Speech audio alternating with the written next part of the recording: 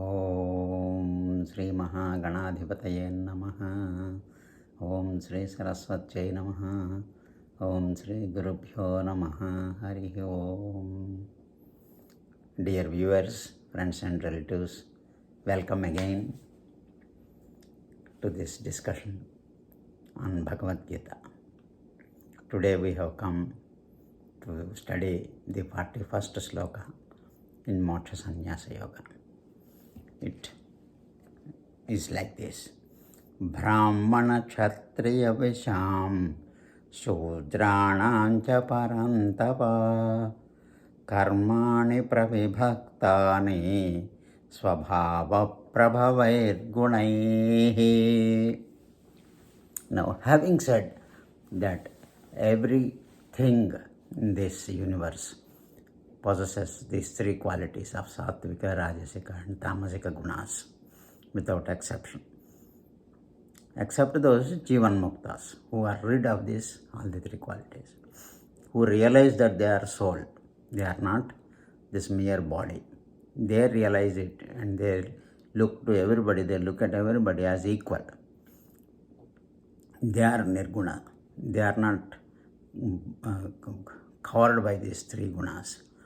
But whereas the rest of the people are covered are divided just for convenience sake as Brahmanas, Kshatriyas, Vaisyas and Shudras. But all the four have got clear definition of their duties, and all are important and all work in coordination to keep this universe going, running.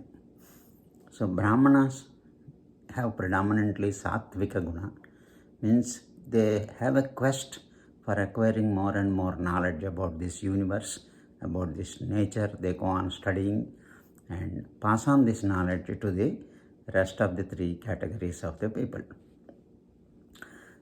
Just to give a materialistic example, ISRO in India, International Space Organization, Space and Research Organization, they send satellites into the nature, study the earth, study the space, study the weather conditions and give weather forecast and find out where the minerals are there, find out where the resources are there, and help in the administration of the country. Here in America, NASA is there, Space and Aeronautics Organization. Jointly, they are sending satellites along with Russia, Japan and European Union. They very nicely forecast. They send satellites, they find out the weather condition, and 15 days before they say, you are going to get a tornado in such and such a place, you are going to get heavy rain, you are going to get floods, be careful, you are going to get high temperature, remain in homes. Like that, they give for the welfare of mankind, they work. So you can say there is a sattva guna, Brahmana category. Just for example, I am telling, understanding. Kshatriya is a warrior category. Means they predominantly have rajoguna, activity. They undertake activity, that to physical and mental activity.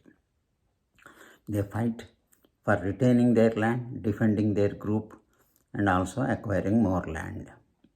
They have agreed for more land. Some kings, like Bali Chakravarti, you know what happened if he wanted to have the entire Bhuloka, entire earth he wanted to occupy without any space for Bhagavan to create the new generation, then he had to face the downfall. So Kshatriyas with their swadharma is to fight back whenever somebody attacks them. That is Arjuna's duty. That had to be reminded to him that you are not a mere body, you are a soul. So this, you are a soul and there is a supreme soul and everyone is a soul. This understanding is there with the Brahmanas.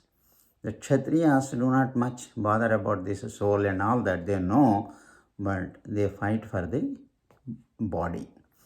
In the Vaisyas are good administrators, means they do all the administrative work and then do a little bit of business also. Take care of agriculture, All these details are narrated in the coming slokas, next few slokas. But now to briefly tell, these Vaisyas do that job. They also are important for this society. Shudranam, they are more important. They do their work without questioning why I am doing this work, why you should do this work. They are only told, give a little bit of training how to do the work, and then they carry out the work physically. So just like that, many of us, most of the people in this world, they just carry on to earn their livelihood and to take care of their family and quit this world without thinking why I have come into this world. What is the purpose? Why Bhagavan has created me? So they're like that. These Shudras belong to that. All the four are in coordination, perfect coordination, they work. So there need not be any misunderstanding that God is acting as a divisive force and dividing us among ourselves. It is not dividing. It is gunas that divide. The qualities of the work that we do divides us. So for example, Dronacharya, being a Brahmana, he has downgraded to Kshatriya when he became the chief of the army, the second chief of the army when the war broke out. And he was teaching this how to fight. And what he was teaching, he was not teaching these Vedas. He was not teaching the study of nature and all that, Prakriti, Purusha and Purushottama. These Brahmanas study the nature, universe, all the 8 qualities of the nature, Panchabhutas, and they study who is Purusha. Purusha means soul in the body, and who is the supreme soul.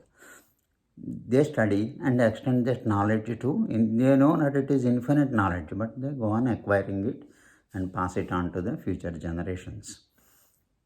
So these are the 4 varnas that have been described. So let us not misunderstand. If God is creating us as a unique person, everybody who is ever born today is a unique person. It doesn't mean that he is dividing all of us into different castes.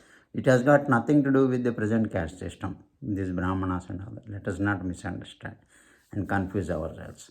The caste system is unnecessarily created by us. We are getting confused. Then it's not 4 castes. It is 4,000 and more, still more castes that we have divided ourselves. But we should remember that that was only for convenience. Our elders must have put up this caste. By birth it comes, this caste system. But these varnas do not come by birth. Varnas come by their type of duties they perform. Varnas are portioned with that qualities of the work they do. So let us not get confused with the present caste system. Present caste system has to go. It has no stay at all. All of us belong to one category. In every talk I was repeating this same thing. Please remember, Bhagavan is present in the form of a unlimited energy in consciousness that is called Antaratma in every one of us, and we should try to understand the nature and exchange the information between ourselves, whatever knowledge we acquire, and then work towards this ultimate bliss, permanent happiness, and by realizing that Paramatma or Bhagavan. So when I am speaking of Bhagavan and Paramatma, it is not necessarily only propagation about the God and all that. It is trying to understand the infinite power that is existing, which is running this great universe. Okay, thank you very much for listening. Please comment and watch whenever you are free. Thank you.